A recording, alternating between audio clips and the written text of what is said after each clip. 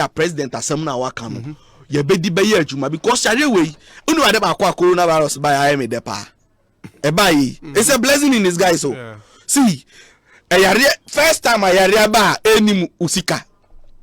enim baby awote enim baby awofri enim kala yare we on your respect of anybody ombu obi a first yare bi ba baba na hia fon kwa na echi ese yare we baba na iska fo so gibi president kwati winya bi anabet di echi ne yere mu nyina nya bi ana yade a ye nyina lesson me and the lesson ho na me ba be doele see sa coronavirus yare wa on asempa ye nyina yensia bibi enfam free mu MPP and these governments present in the past. Unimade a then say coronavirus ibaye nowhere in the world is safe. Biasia be anywhere is safe. Etino president enya bia na otumi fa nko UK so okosa no yare. Vice president enya bia otumi nka so okosa South Africa. And then United Ghana has say first no omampayiti pai no pa esi o waji leave oko France akosa no yare vice president yes yo waji break oko say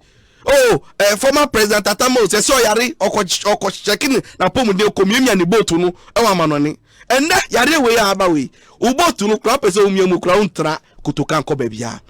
That is why we must build our healthcare delivery system no SSC 45 no such that and then even in countries more better healthcare delivery system no they are even struggling. This should be an eye opener and a lesson to mienu any obi a power or what to me yakopo ama ne tumi e hye ne sa o man mu ha say orebu o man ne say when you get the opportunity fix your own unso siesie wo de and na eti ya nyina ya bre see obi ani wonu mo obetumi akose yare no okoje anu aduro ene maba mo studio ha say mehu sanitizer sanitizer who say to the dey no yesiga na sanitizer kwa yepe so first ni testing te sa na ke be discriminate so ye foreign product over ye local yi ni na a lesson hwe and them it say transport minister issue directive ama GPRT you know way for catch am so ya omun space na omun hwe come better so sitting arrangement ne say no omun trans na good. But you see, develop public transport system ni railway sector any de kikanwa enka ujidi say enka sa directive ya wo de ma GPRT which is a private transport union no na ka bind de no enyo no benya control ache say ene ye be fa we ye fa we and regulate and monitor now systems no I'm happy say we are coming back the chicken they say they are coming home to roost. Emi de say yina no yesuesua bibi e de free mu. Now you see I pray say lockdown means see. But you see it is also teaching us how we should improvise and help our own indigenous businesses, how we should industrialize. And then we all know Madam Fatipo was sending me message. Or see a video be or manufacture wash something be na say hey you see Adobe manufacture baby. Let's industrialize this nation. See Ghana Ghana na ye no ebi ni bebia can be we hu bio ene omo ti ama no nyina no ti se omo Wuhan no omo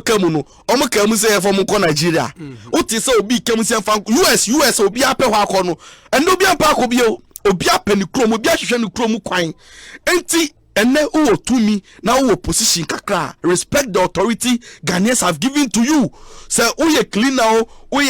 president we driver wherever you find yourself no brighten your corner because ene on my way baby ababedu way coronavirus a chere lesson bebre say de wono yesom yie de wono yenye ni yie de e o man ne de ano ye protect it. And then say me and Kofunra, me and Kwasori ni nyina no. O say asim for foreigners fear abrochire bae. Omedu airport. Ya pomo mo so monko. Because we want to protect ourselves. Let's be selfish in that regard. Say the way we protect foreign businesses against local ones ye be jai the way ebe maga indigenous businesses be thrive ombe yade betimi akọ manim ni nyina ye niama esese ye digu akwa mu ni ye na sa harsh decisions are sometimes you take care and you amount for instance na NIA for year registration and ask myself you penny for me who should jai me say enye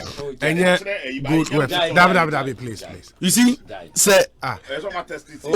website maybe I didn't party send the unim website for now me ba hwe unim say adewe yentumi anhwe na through this registration na say na yetumi enya case ni bi hono mu a me and fan be a so government official because some of the decisions and penny for taking be where ya utimi tell say hey it's ikabusuani a oba na obi bi kan ho a ka be say me advice ba kwa me meka say o man penny uko hopes in more offices any government offices any public institutions have a president ni photo ebobo ho yes a chess on your man penny I think say reviews our decision no ni emfa omu nka hopes etiwe no dabi ofa ne ba okay ne doba a pen pan ho efe no na ne picture bo ho na okọ na Akufo Addo be ko no oyi ne baba ne ba ko no the picture bo ho no na ministers for no mo de omuma so who take decision now show ba ne picture now kai say dachi wo ho oba no be ba benyin aba be yet say wo anaso man wo ye de amano a you will remember say unye decision na boni bia e be affect